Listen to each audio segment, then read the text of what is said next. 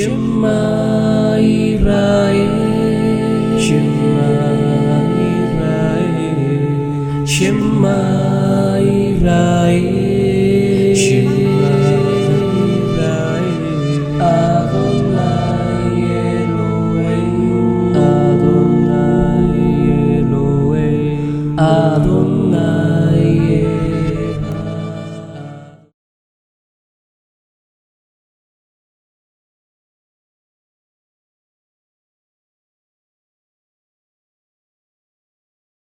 El judaísmo también es muy distinto, es muy variado. Hablar de judaísmo es hablar de muchas cosas y no todos los judíos piensan igual. Esta parte Donde hayan dos judíos, hay 10 conceptos diferentes. Es algo que ellos dicen, ¿cierto? Porque tienen muchas formas diferentes o cosmovisiones para ver las cosas.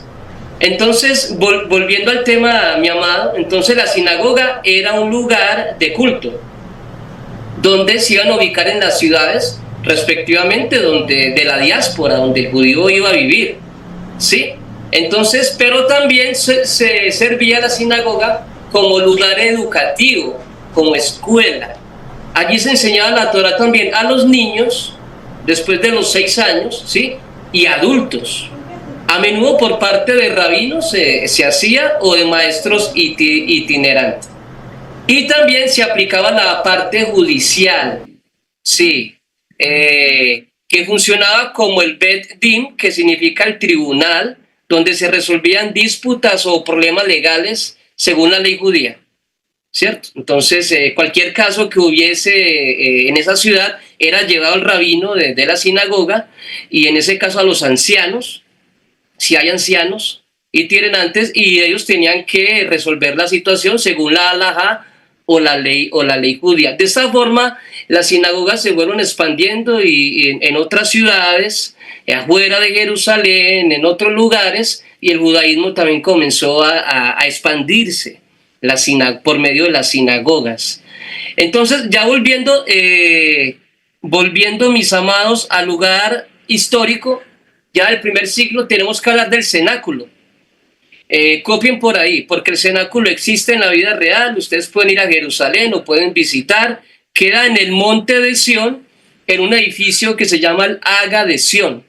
¿Sí? Es un edificio, un lugar histórico, y es allí realmente donde nace el judeocristianismo, que se celebró en el cenáculo. Ustedes saben muy bien que se celebró la última cena del Señor Jesucristo con sus discípulos. Ok, pero aquí vemos algo que de pronto no lo hemos mirado con profundidad.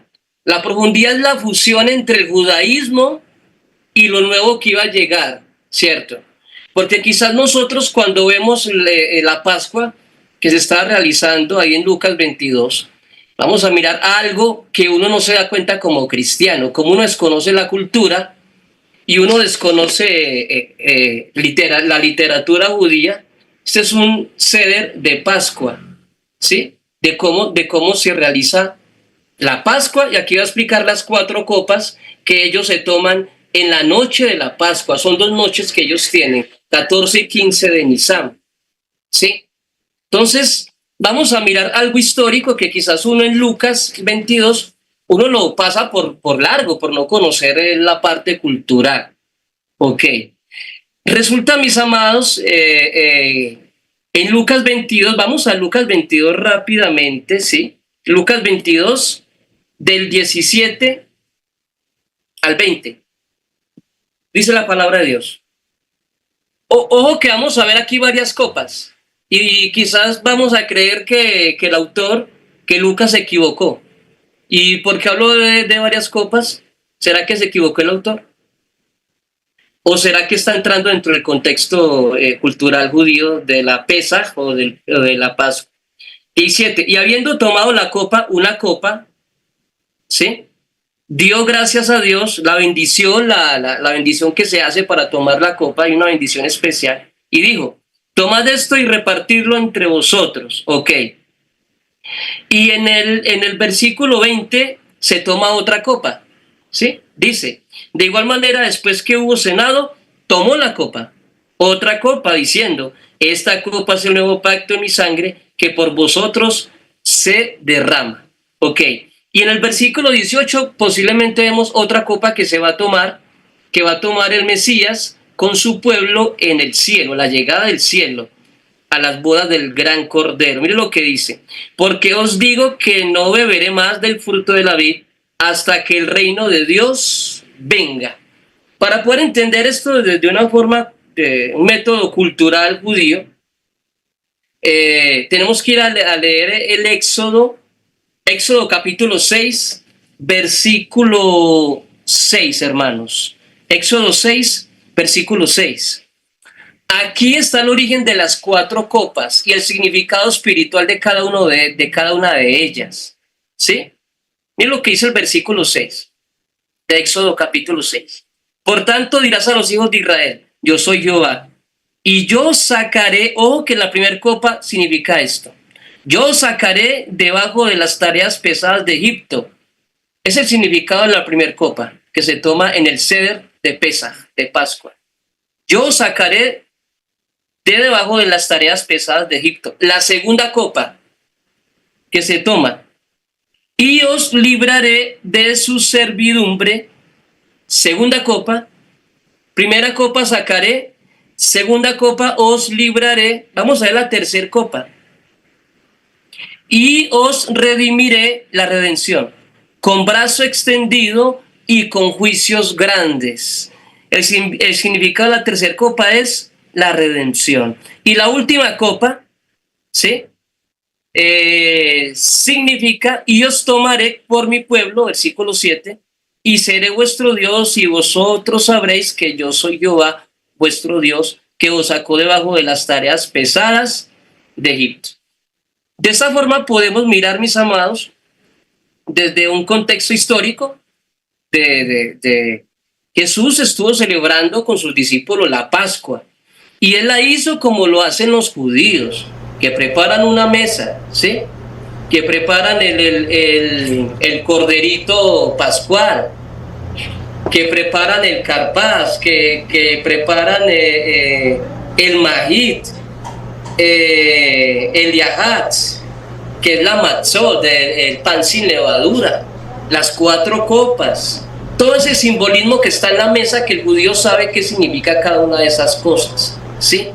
Entonces, vemos un Seder de Pesaj aquí en Lucas, capítulo 22, del 17 al 20, vemos un Seder de Pesaj, ¿sí?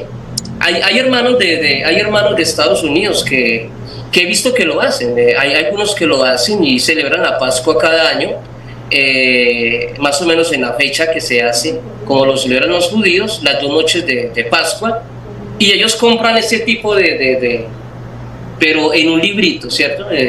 Para seguir las oraciones que se hacen en esa fiesta, para recordar al Mesías. La tercera copa, hermano, representa, no se les olvide, la redención del Mesías. Según los estudiosos dicen que el Señor tomó hasta la tercera copa en el día de la Pascua, pero la cuarta quedó faltando. ¿Y la cuarta qué significa? Os tomaré, ¿sí?, por mi pueblo, y seré vuestro Dios, y vosotros sabréis que yo soy Jehová vuestro Dios. Bueno, entonces, mis amados, mirándolo de este contexto, ya lo estamos introduciendo ya en el nacimiento de la iglesia, que realmente tenemos que mirar el cenáculo, el lugar donde se tomó el Seder de Pesaj, el Seder de Pascua, de una forma muy judía, pero con un toque nuevo, espiritual. El Señor iba a explicar todo lo que se hace en la mesa, pero de una forma muy espiritual, ¿sí? Muy bien. Y de una forma también muy escatológica, porque hasta ahora estamos esperando la segunda venida del Señor y estamos esperando que Él nos tome, ¿sí? Ya nos redimió, ¿cierto? Ahora estamos esperando que Él nos tome para tomar la cuarta copa. ¿En dónde? En los aposentos altos, donde Él nos espera. Muy bien. No sé si los hermanos... Vamos a continuar, hermano, con la siguiente pregunta, ya que, como vemos, hablando del contexto del tiempo del nacimiento de la primera iglesia en Jerusalén, hay muchos temas que hablar y ahondar allá, ¿verdad? Solamente hablando del tema de Pesaj o la Pascua, como lo llamamos en español, hay mucho de qué hablar. Hay también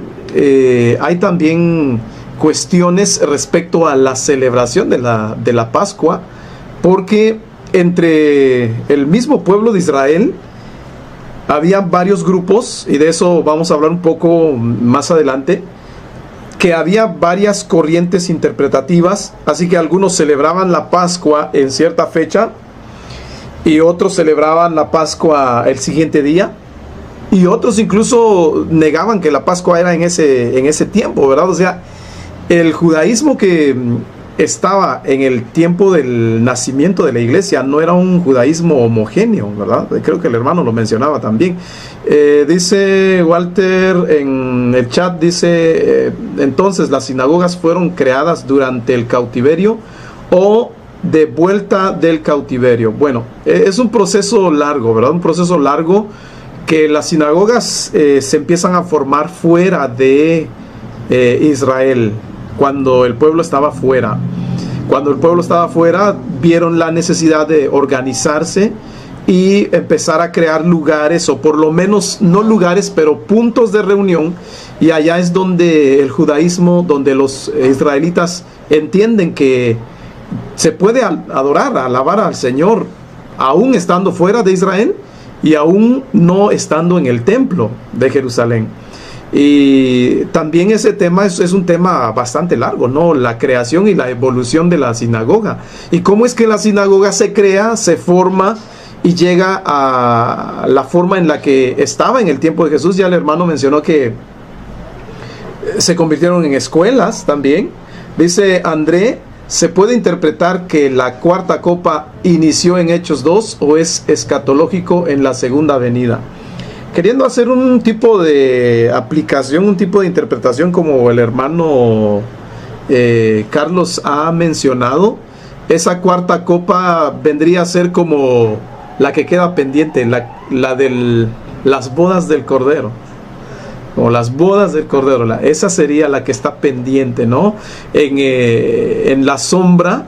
Por eso es que es interesante leer el libro de Hebreos, porque el autor a los Hebreos, él habla ahí de todo lo que son sombras, tipos, porque aún en esas celebraciones se estaba anunciando cosas, Dios estaba anunciando cosas que se iban a cumplir en la consumación de los tiempos.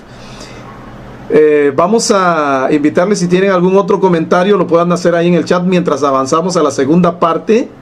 Y en esta segunda parte, en esta segunda pregunta, es la ley en la interpretación del judaísmo de Jerusalén del primer siglo. Y en esta voy a comenzar yo, y después ya le dejaremos el tiempo al hermano Carlos. Así que vamos a hablar un poco acerca de la ley en la interpretación del judaísmo de Jerusalén del primer siglo. Primero quiero comenzar mencionando, hermanos, que geográficamente vamos a hablar de tres tipos de judaísmo, siendo muy generalistas, ¿no? Muy generalistas. Vamos a hablar de tres tipos de judaísmo.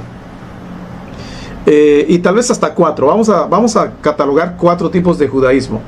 Uno es el judaísmo que está en Jerusalén. El judaísmo que está en Jerusalén, que es la capital religiosa, es la capital, el centro de estudios, el centro del culto, y ahí estaba la élite, los judíos considerados como de primera cepa, ¿verdad? Los judíos de primer orden en Jerusalén, ahí estaban los judíos de primer orden. Pero vamos a hablar de un judaísmo de segundo orden, vamos a catalogarlo así, porque así es como se muestra en la historia de esas décadas en el tiempo del nacimiento de la iglesia. Un segundo judaísmo era el judaísmo, vamos a nombrarlo como un segundo judaísmo, el judaísmo de Galilea.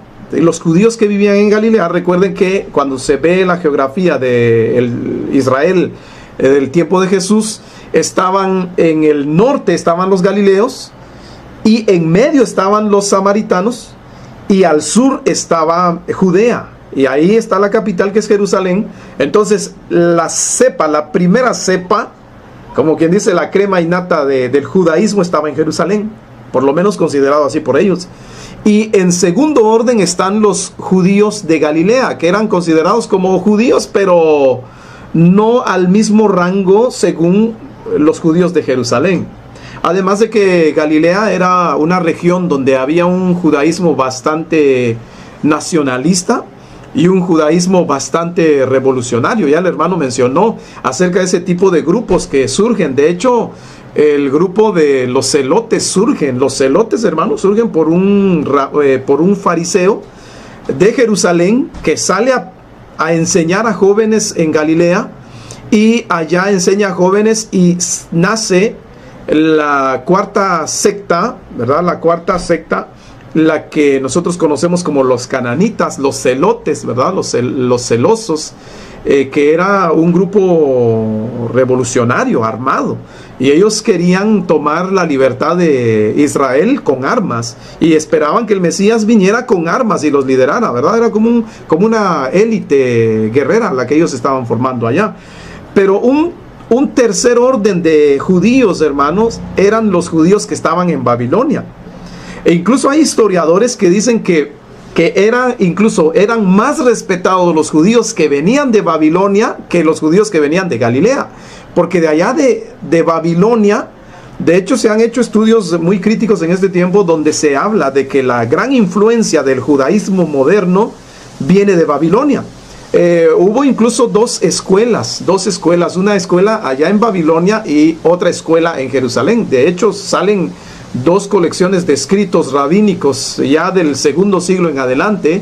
Se forman dos colecciones de escritos rabínicos que son conocidos como el Talmud. Un Talmud que es el más grande, el más completo, es de Babilonia, el Talmud Babli, y el otro es el Talmud Jerusalén, que es el Talmud de la versión escrita en Jerusalén. En muchas cosas coinciden, en muchas cosas difieren, pero es mucho más grande el Talmud de Babilonia y es el que domina en el judaísmo rabínico de hoy. Entonces, tres tipos de judaísmo en sentido generalizado, pero había un cuarto judaísmo, lo que ya el hermano mencionó también hace unos momentos. En su primera intervención mencionó también el hermano a la influencia helenista. Entonces, un cuarto judaísmo, podríamos decir que un cuarto judaísmo en la época de la iglesia en Jerusalén es el judaísmo helenista. Y ese judaísmo helenista tuvo su capital principal en Alejandría, de Egipto. Allá es donde se hace incluso la traducción de la Biblia hebrea, principalmente la Torá, de lo que nosotros conocemos como la Biblia de los 70, la Septuaginta, ¿verdad? Septuaginta, la pronunciación es lo de menos. En el griego sería Septuaginta, pero la versión de los 70, ¿verdad? La versión de los 70 es la primera traducción oficial, por lo menos que se sabe históricamente comprobada, que se hizo de la Biblia hebrea, porque el original es el hebreo, y se tradujo al griego, pero fue la Torá, o sea, el Pentateuco, lo que nosotros llamamos. Y entonces hay 4 tipos de judaísmo. Hermanos, ¿por qué estamos hablando de esto? Porque nuestra segunda pregunta es la ley y la interpretación del judaísmo de Jerusalén del primer siglo. Entonces, la pregunta que yo abordo es: ¿cómo era el ambiente religioso del primer siglo en Jerusalén? El ambiente religioso en la primera mitad del primer siglo en Jerusalén era un judaísmo muy variado. Incluso los especialistas de este tiempo, desde Israel, desde Jerusalén, los mismos académicos judíos, ellos enseñan que no se puede hablar de el judaísmo, y este es un punto importante, ¿verdad? No se puede hablar de el judaísmo, sino que se debe hablar de los judaísmos. ¿Sí? Y en este tiempo es muy importante hacer esa diferenciación, hermanos, porque en este tiempo mucha gente está siendo confundida por el judaísmo y por rabinos judíos que dicen: no, es que el judaísmo es la única verdad y nuestra interpretación es la única verdad. Y cuando en este tiempo el judaísmo no es el judaísmo, es los judaísmos, como en el primer siglo. Los judaísmos, el judaísmo era tan variado, tan diverso, tan contrario, tan convulso, al grado de que la ley la interpretaban de una manera en Jerusalén, de una manera un grupo en Jerusalén, de una manera otro grupo en Jerusalén, por ejemplo los saduceos que mencionó el hermano, los fariseos, y aún en este tiempo hay especialistas de los temas desde Israel que ellos reconocen que en ese primer siglo, en la primera mitad del primer siglo, las primeras dos partes del primer siglo, el judaísmo tenía incluso, los fariseos no eran un grupo homogéneo, sino que eran varios grupos de fariseos, varias escuelas de fariseos que cada uno tenía su interpretación diferente en cuestiones interpretativas. Entonces, ¿cómo era el ambiente religioso del primer siglo en Jerusalén? Era muy variado.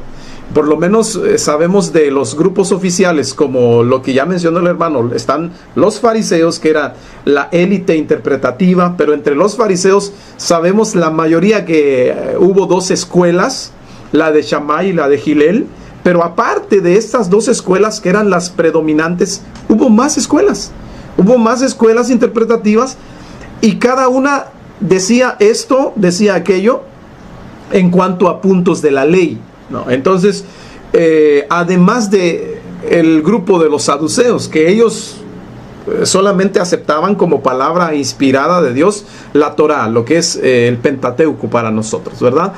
Además estaban los esenios, que se cree que los esenios fueron la comunidad de Qumran, donde se han descubierto estos rollos hace aproximadamente 70 años, un poco más, en Israel, allá en el desierto del Mar Muerto. Y allí también, tan solo entre los esenios y los fariseos, hay tantas diferencias interpretativas de la ley. Entonces, ¿había un judaísmo homogéneo? ¿Había una sola versión interpretativa del judaísmo en el primer siglo? No. Y esto yo creo también lo hemos hablado en las clases del Instituto Bíblico Da'at. Hemos hablado de eso, de cómo es que en el primer siglo, en el tiempo de Jesús, el pueblo de Israel tenía mucha confusión. O sea, el tiempo del primer siglo, cuando nace la iglesia en Jerusalén, era muy parecido a nuestro tiempo. O sea, hay muchas formas de interpretar que muchas veces la gente común, la gente que no ha tenido estudios, se quedan confundidos y dicen, yo no sé qué creer, yo no sé qué escuela seguir, ¿verdad? Entonces era muy similar esto. Incluso el Talmud, que son los escritos rabínicos del segundo siglo en adelante, fue escrito en una manera de debate, diálogo, donde debatían sobre qué se piensa de este punto, qué se piensa de esta ley. Hillel dice, Shammai dice, Rabí Yehudá dice. Bueno, muchos rabinos decían interpretaciones distintas. Entonces, en el primer siglo, el ambiente religioso del primer siglo en Jerusalén era un ambiente confuso, diverso, y no se puede hablar de un judaísmo, así, un judaísmo del primer siglo, sino de judaísmos. Entonces, cuando la iglesia nace dentro de un ambiente variado en interpretación. Ahora, la pregunta que le hacemos al hermano Carlos en esta parte de la ley, en la interpretación del judaísmo de Jerusalén del primer siglo, es ¿cómo era el ambiente interpretativo del judaísmo del primer siglo, hermano Carlos? Bueno, pues hablar de la interpretación del primer siglo, pues el maestro que más influyó en el primer siglo antes de Cristo, pues fue Hillel, el anciano Hillel, ¿sí? Del anciano Hillel provienen las 7 leyes de interpretación, en las cuales el nuevo judaísmo rabínico se va a apoyar bastante, ¿sí? Y también de él viene la famosa regla de oro, la cual el Señor Jesucristo utilizó en sus escritos, ¿sí? Entonces, de este anciano se conoce, primero, que era muy humilde, ¿sí? Que no tenía con qué estudiar al principio en la sinagoga, en la escuela, y que a él le tocaba que recibir sus clases afuera. Y a veces llovía, y hay historias de eso, que una vez lloviendo estaba en el techo y se cayó y bueno, etcétera. Pero él logró graduarse de esa forma y cogió mucho respeto. A él le llamaban el anciano Gilel. Entonces, del anciano Gilel se tenía un poco más respeto, era más querido por el pueblo, más que el mismo Shammai, ¿sí? La escuela de Shammai era un poco más literal, un poco más, digamos, ojo por ojo, diente por diente. ¿Acaso la escuela de Hillel, dentro de los métodos de interpretación que él había creado, que sistematizó, también se podía espiritualizar en parte la Torá, ¿sí? Tomarla como una forma alegórica en ciertas partes y de ahí surgió un método que llama el Pardes judío, que el Señor Jesucristo parece que lo conocía muy bien, porque a veces ciertos rabinos que tomaban muy literal la escritura, posiblemente pudiesen ser de Shammai, no le entendían al Señor Jesucristo porque él hablaba por métodos de interpretación. En este caso, muchos de ellos eran en forma de parábolas, que no era tan literal, sino que dentro del mensaje había una espiritualización, había un mensaje profundo. A veces no se le entendía y a este método ya lo manejaba Gilel, ¿sí? Y de ahí surge lo que se llama el Pardes, que los fariseos luego hasta el día de hoy lo utilizan, y los rabinos que hoy se conocen, el rabinato que hoy día está manejando el mundo, prácticamente, o los que más evangelizan, ¿sí? Utilizan mucho este método. Este método se conforma de de 4 partes. Pardes, la primera parte es el Peshat, viene por la P, y el Peshat es la parte literal del texto bíblico, lo que usted alcanza a ver como historia, la parte histórica del texto bíblico. La segunda parte, la R, que está en el medio del Pardes, es el Reshit, que ya tiene que ver con la parte gramatical. Ya entramos a la gramática de la escritura, a mirar otras cosas más profundas. La tercera parte tiene que ver con la palabra de, y es el drash. De ahí viene el midrash o las interpretaciones rabínicas un poco más profundas cuando se espiritualizan las cosas, ¿sí? Y la cuarta parte es el sot, que es lo secreto que esconde el texto bíblico. Ok. Y cuando usted se pone a mirar y analizar bien la escritura, en este caso, hablando en forma más histórica del rabino Jesús, ¿sí? Él escribía de esta forma, de los 4 métodos él escribía, él los utilizaba, ¿sí? A veces no se le entendía, pero ¿qué es lo que quiere decir? No le entendemos, ¿qué es lo que...? Entonces, hermanos, para mi punto de vista, sí existe ese método en forma explicativa como una cebolla. Cuando usted lee la escritura por primera vez, usted entra a una cebolla, le quita la primera capa. Cuando la lee por segunda vez, le quita la otra capa y dice, oiga, pero parece que yo nunca hubiera leído la Biblia. ¿Qué pasó acá? ¿Cierto? Cuando vuelve a leer el mismo versículo, quizás le quita la otra capa, la tercera capa, y comienza a ver otras cosas. Y así, hermanos, yo no sé usted cuántas veces se ha leído la palabra de Dios, la Biblia, pero parece cada vez que uno la lee como si uno no la estuviera leyendo, que uno estuviera aprendiendo cada vez más algo nuevo. ¿Por qué? Porque la Biblia contiene espíritu, ¿cierto? Fue inspirada por el Espíritu Santo. O sea que si hablamos de espíritu, hablamos de dimensiones espirituales, ¿sí?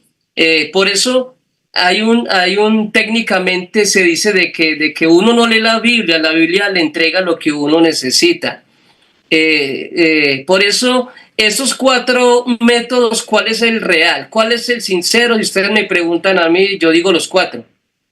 Yo digo, los 4 puntos de vista tienen la razón, según su espiritualidad, según su revelación, el Espíritu le va a revelar y va a ser en ese contexto su verdad, ¿sí? Entonces, en parte los fariseos cogieron ese método y lo acabaron de pulir, y de esa misma manera fue que, como acabó de contar el hermano Byron, ¿sí? De esa forma fue que los saduceos, después del año 70, corrieron después de la destrucción del templo, se reunieron en una reunión que llama en el concilio de Gamia, o de Jamia, ¿sí? A ver qué iban a hacer con el nuevo judaísmo, porque el judaísmo sin templo ya no podía ser el mismo. Entonces, de ahí en adelante comienzan a inspirarse, a conformar los primeros escritos de lo que se llama Mishnah Torah, ¿sí? De lo que se llama la Mishnah Torah.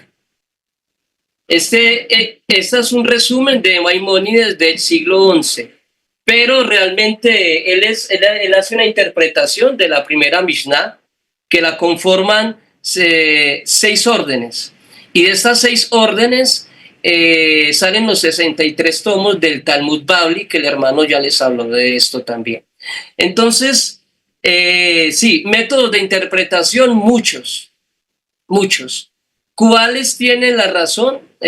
Por eso yo le digo que el judaísmo es un poco más abierto en esa parte, y digamos que fue un poco aceptado, pero lo que da gracia y lo que da risa es que cuando se habla de judeocristianismo no aceptaron mucho el Midrash de lo que se llama el Nuevo Testamento, porque es un Midrash, es un escrito judío, los escritores eran judíos, impregnaron su cultura en la escritura, y nosotros como cristianos apenas, digamos, los que llevamos apenas conociendo el judaísmo hace poco, bueno, yo como 4 años introduciéndome un poco más profundo, estamos mirando otras cosas que uno por medio de la cultura se entera, y que desconocíamos quizás por no conocer la cultura de cómo se puede leer el Nuevo Testamento de una forma más sana, más llevada a la historia, pensando más como pensaban en el primer siglo los escritores de la Biblia. Entonces, sí, muchos métodos de interpretación. Había una pugna política, había una pugna religiosa, había una pugna especialmente por el Mesías, que habían llegado ya varios, entre comillas, en el tiempo histórico de Jesús, como en el 135, que llegó después otro Mesías, el cual unos judíos lo siguieron y causaron una revuelta, la revuelta de Bar Kokhba, que de ahí en adelante le colocan a estas tierras, los romanos, el nombre de Palestina. Le quitaron el nombre Israel y le colocaron Palestina. No existía el nombre de Palestina, no existe en la Biblia. Es una invención del 135 después de Cristo. Lastimosamente, libros cristianos como diccionarios, como comentarios, a veces uno ve la palabra Palestina hablando del judaísmo de Babilonia, pero es que no existía Palestina, existía Israel. Entonces son equivocaciones de historiadores que de pronto, como desconocen cualquier suceso de la historia, y pueden cometer graves errores. Hablando del judaísmo de Galilea, mis amados, ya introduciéndonos en el judaísmo de Galilea, hay que mirar algo para mirar los prosélitos. El judaísmo de Galilea tenía características propias, también lo dijo el hermano, distintas a las de Judea. Según Mario Saban, que es un historiador judío muy reconocido, ¿sí? La pluralidad y la apertura de las sinagogas galileas favorecían al acceso de predicadores y de sanadores como Jesús. Les abrían las puertas para que ellos predicaran la palabra, porque eran un poco más abiertas, más pluralistas, y los gentiles, en este caso, los que querían escuchar la ley, la Torá, los dejaban sentar en las últimas sillas de la sinagoga.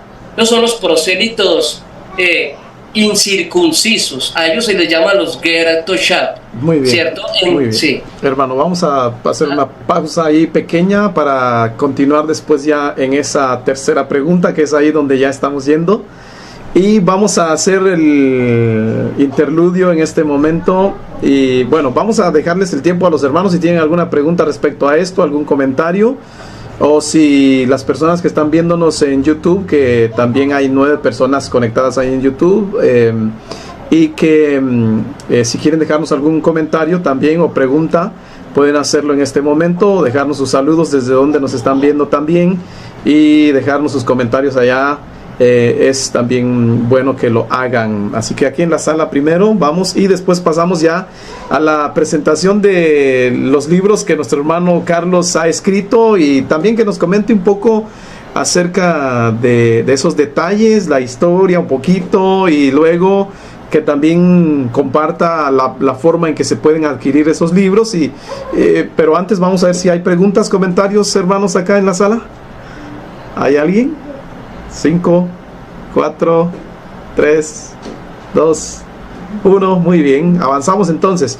Bueno, vamos a dejar el tiempo a nuestro hermano para algunas preguntas que queremos hacerle en cuestión, hermanos, de que nuestro hermano nos comparta, ¿verdad? Nos comparta la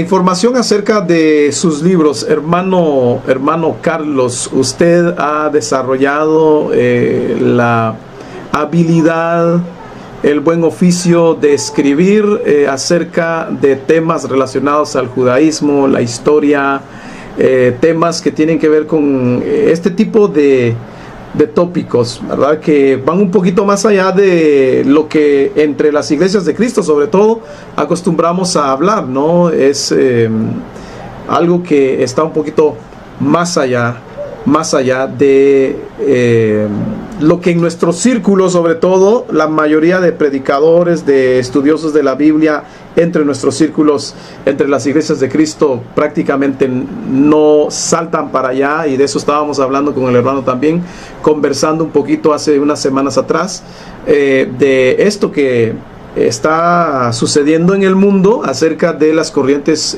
judaicas y judaístas también, y cómo es importante preparar a la hermandad, ¿verdad? Y el hermano ha escrito algunos libros. Coméntenos un poco acerca de su primer libro, hermano Carlos, y discípulos haciendo discípulos, una guía de perplejos, algo así es el título, ¿verdad? Y es un libro tan hermoso, tan grande también, y bastante contenido. Le voy a dejar ahí el tiempo para que usted nos cuente un poco acerca de ello. Sí, hermano, pues bueno, pues por la misericordia de Dios, desde que comenzamos a estudiar teología en Quito, en la IKEP, desde allá comencé yo a tener, digamos, cercanía con los rabinos porque allá hay sinagoga en la capital de Quito, ¿cierto? Yo quería comprar mi Torá comentada, porque los mismos profesores, cuando nos introducimos al idioma original, pues nos dijeron que nos tocaba que ir al idioma original, pues para entrar a más profundo, a resolver ciertas situaciones que otras traducciones de pronto pueden equivocarse. Entonces entré yo en esa forma de querer conseguir mi Torá. Entonces ahí comencé yo a aperturarme en el mundo judío, a mirar cómo es que ellos ven a los gentiles, porque si son de la línea más radical, no nos dejan congregar, no sé, en una sinagoga. Fue lo primero que me dijeron: ¿usted es creyente en Jesús? Yo dije sí. Entonces ya me cerraron la puerta, me dijeron no, porque eso es paganismo, entonces aquí no compartimos eso, está muy bien, pero tiene que dejar la idolatría. Fue el primer choque que tuve yo con un rabino, pero de los ultraortodoxos, de la línea más ortodoxa, que siempre visten de negro y blanco. Luego entonces no la compré por ahí, mi Torá, ya la tengo hasta borrosa, la Torá Emet. Entonces comencé a ir a Argentina, a Buenos Aires, a llamar a las principales sinagogas, y me conseguí con un contacto y varios contactos que sí eran un poco más abiertos. Entonces no me preguntaron, ni hasta el día de hoy no me han preguntado si soy cristiano o no.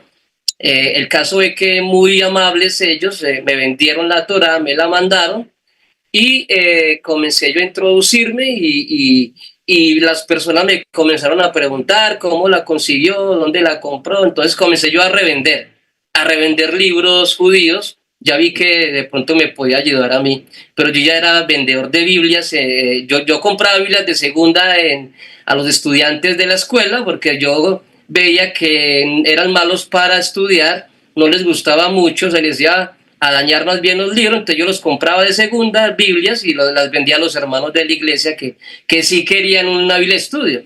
Entonces, así me hice yo librero desde la escuela y hasta el día de hoy. Yo vendo Biblias, hermanos, Biblias de estudio, comentadas, diccionarios. Y eso me ayudó a mí en parte a conocer más la historia, a apasionarme más por los libros de historia. Justo González, Alfonso Ropero, toda la línea de CLIE, todo. Me toca que venderla, me toca leer para vender. Entonces, a mí me ha ayudado bastante esto para aprender lo que es la parte histórica de la Biblia y lo que nos apasiona.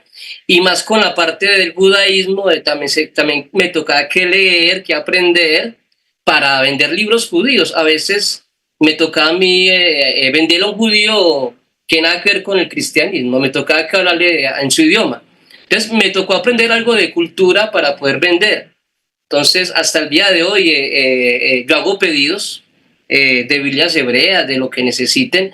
Esa fue la forma como me introduje en la parte histórica y en la parte de conocer más esta parte. Y comencé a escribir este libro de historia, ¿cierto? Realmente es un libro parecido al de Justo González, de la historia del cristianismo. Creería yo que es un complemento del de Justo González, del tomo verde que aquí tengo yo en la parte de atrás de este tomo. Es como un libro que le va a ayudar bastante porque aquí se va a enfocar mucho más en lo que estamos hablando hoy en el primer siglo, en ese judaísmo de los 400 años del silencio que hemos estado hablando, pero también va a explicar la autoridad de las escrituras, va a explicar la recopilación de la Biblia, cómo fue que se recopiló los pergaminos, lo que acabamos de hablar, también cómo se surgió la Vulgata Latina, las otras traducciones que hoy en día leemos como cristianos, y arranca un discipulado general, desde la parte patriarcal, sacerdotal, rabínica, y hasta la era de Jesús, ¿cierto? Pero un discipulado histórico. O sea, yo no conozco un discipulado histórico, sino más bien discipulados digamos, de otra forma, de otra manera más bíblica, pero esto es más historia. Es un discipulado para los que les gusta la historia.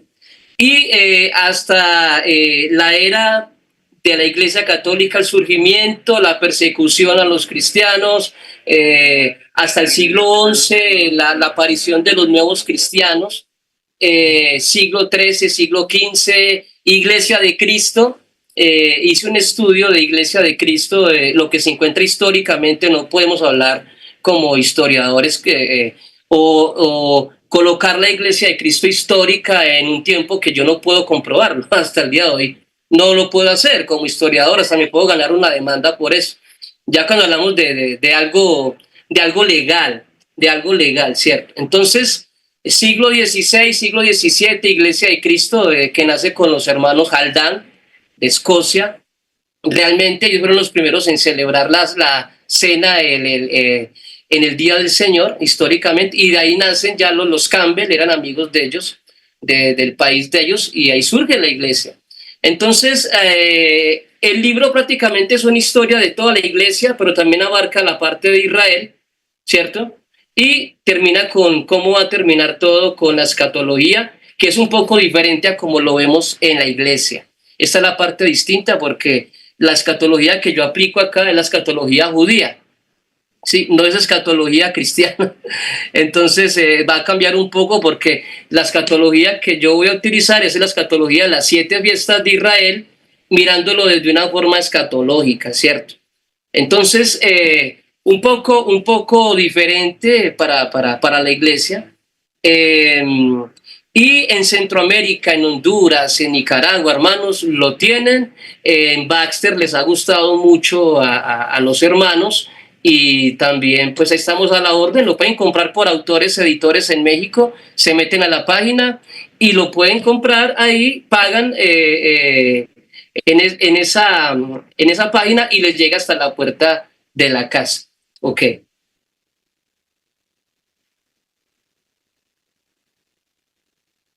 sobre este libro bastante interesante, de esos puntos históricos, culturales que se menciona allá.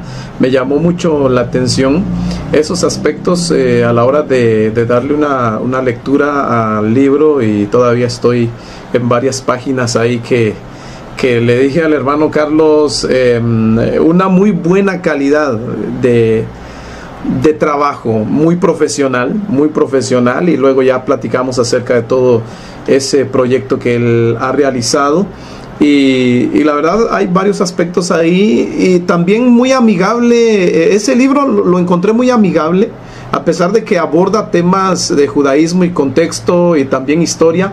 Lo encontré muy amigable también para los lectores que son primerizos, podríamos decirlo, ¿verdad? O principiantes.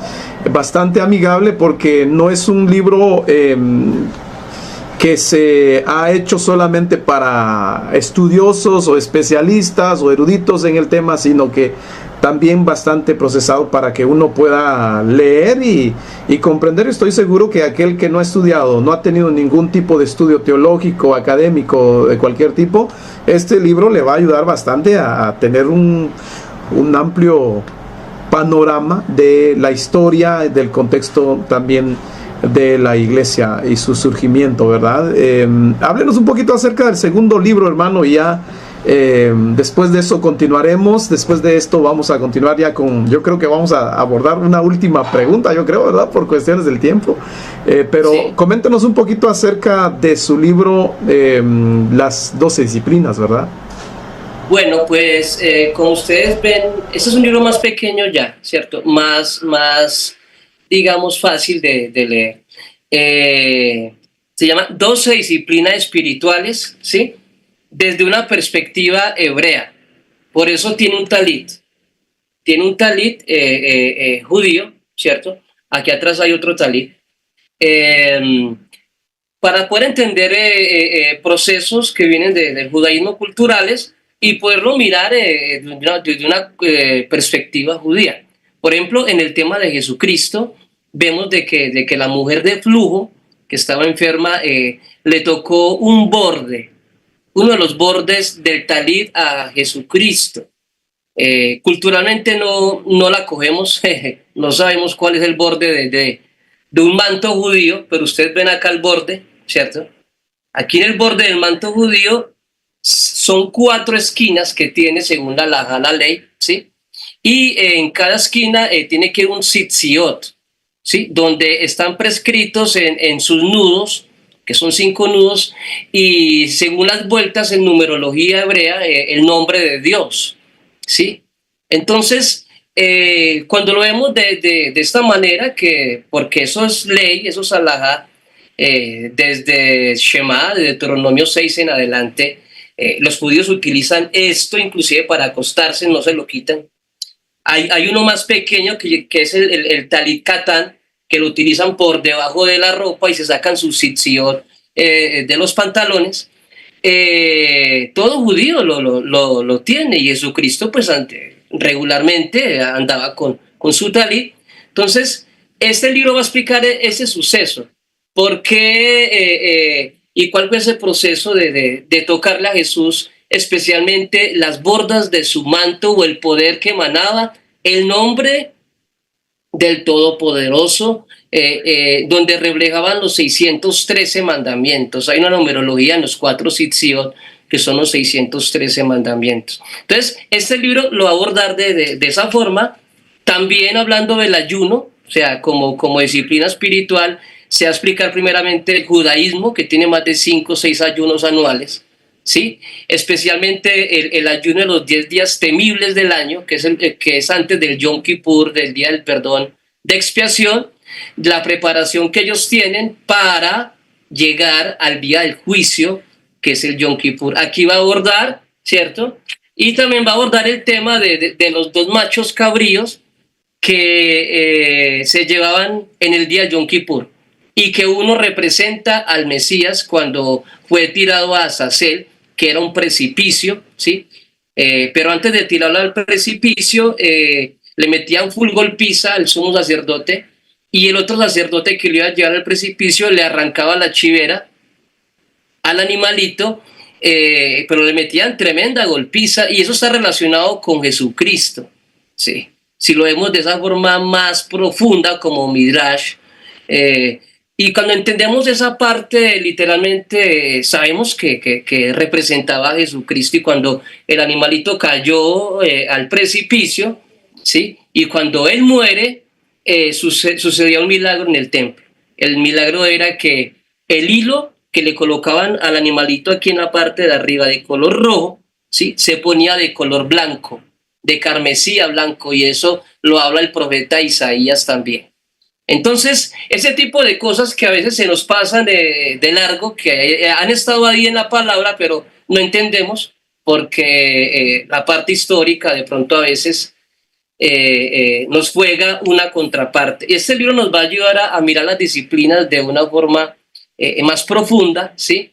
Y nos anima a eso, nos anima a que sí podemos, a que podemos llevar la disciplina del ayuno a la iglesia también, utilizarla como una gran herramienta espiritual que no ha pasado. El domingo hablábamos para terminar en la iglesia sobre el tema del ayuno y yo les comentaba que mientras estuvo Jesús como esposo, él lo reveló, lo dijo, mientras yo esté, pues mis discípulos no van a ayunar, pero cuando yo me vaya, ellos lo van a hacer. Él dejó la orden para hacerlo. Entonces, es algo que en la iglesia de Cristo se debe realizar, porque recibimos por medio del ayuno una comunicación directa con Dios y si se hace de la forma como debe de hacerse, con disciplina. ¿Sí?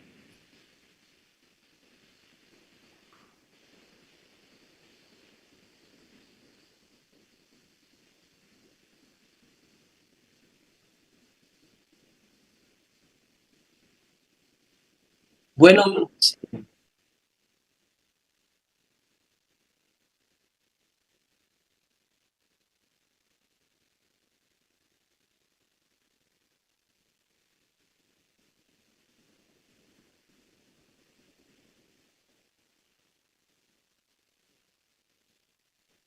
bueno, mi hermano, bueno, pues este libro surge en la inquietud de mirar a Jesucristo de una forma más histórica, dejando en parte la fe por un momento de lado, ¿cierto? Y yendo a las fuentes históricas de los lugares donde estuvo, donde caminó, donde hizo los milagros, mirando las fuentes históricas que existen en Israel directamente, donde estuvo, ¿cierto? Oh, sorpresa me llevé porque casi toda la Biblia es histórica. Hablando del Nuevo Testamento, existen los lugares literales. No sabía que existía, digamos, el lugar donde se hizo el primer milagro de nuestro Señor, que fue las bodas. Existe la iglesia de las bodas y en el sótano existen tres elementos que se cree que fue los que utilizó Jesús para convertir el agua en vino. Entonces, así como existe esa parte histórica corroborada, así existen otros lugares más, como el lugar del cenáculo, que no pude hablar a profundidad de todo lo que se encuentra en el cenáculo. Existe un lugar histórico donde es visitado en Israel también. De igual forma, el lugar donde el Señor estuvo por última vez, donde partió, el monte de la Ascensión, también existe históricamente y dejó una huella.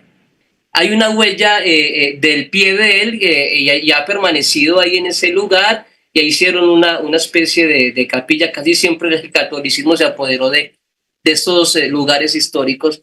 Pero así, hermanos, existe de Jesús, de Jesucristo, de los que le rodearon, de sus discípulos, del primer siglo, de los conocidos, desconocidos, de los que no creían, toda la parte histórica como para uno corroborar y ayudarle de pronto a un ateo o ayudarle a un hermano que necesite aclarar un poco más la fe, de que es un hecho, de que nuestra fe no es un juego, de que nuestra fe es historia, de que nuestra fe es arqueología, de que nosotros estamos creyendo en un Dios vivo, en un Dios histórico. Entonces, este libro va a ayudar bastante mirando a toda esa parte histórica y tiene las fotos literales de los lugares que existen en Israel. Sí. Muy bien, así que bueno, pues gracias por la información y ahí está el enlace en el chat y también para YouTube, ahí está el enlace ahí abajo, acá ustedes lo pueden ver y también la presentación, la portada del libro.